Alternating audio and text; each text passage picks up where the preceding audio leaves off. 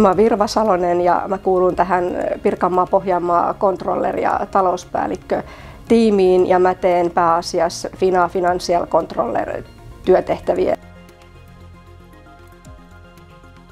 Monipuolisia eri toimeksiantoja riippuen jokaisen omista asiakkaista, kun meillä on tiimissä jokaisella omat asiakkaat, jotka me hoidetaan itsenäisesti, mutta jos niin kun mietitään mun asiakkaita, niin on paljon budjetointia, ennustamista, sekä kassaennustetta että tulosennustetta.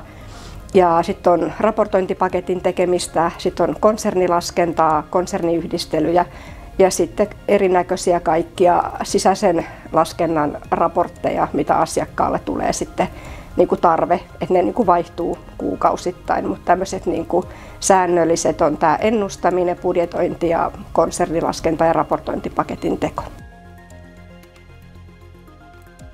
Mun asiakkaat on kaikki konserniyrityksiä, että joko ne on konserni-emoyhtiöitä tai sitten tytäryhtiöitä. Ja niillä mä pystyn esimerkiksi auttamaan budjetoinnissa ja ennustamisessa sekä tulosennusteet että kassaennusteet ja tekemään sen raportointipaketin ja huolehtimaan siitä, että kaikki tulee laskutettua, että kaikki, jos tulee uusia sopimuksia, ne menee myös laskutukseen asti, että oikeasti asiakas saa kaikki ne rahat, jotka asiakkaalle kuuluu, että mitään esimerkiksi ei jää laskuttamatta.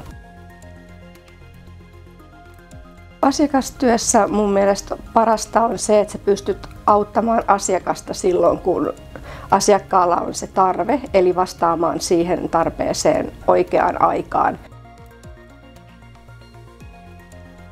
Parasta rantalaisella on se, että sulla on mahdollisuus tehdä tosi monipuolisia toimeksiantoja, että ihan laidasta laitaan sun oman ammattitaidon ja koulutuksen pohjalta, että on sitä valinnanvaraa. Ja sitten on tietysti etätyöskentelymahdollisuus, että mä itsekin olen sekä konttorilla että teen kotoa käsin etänä ja sitten joustava työaika.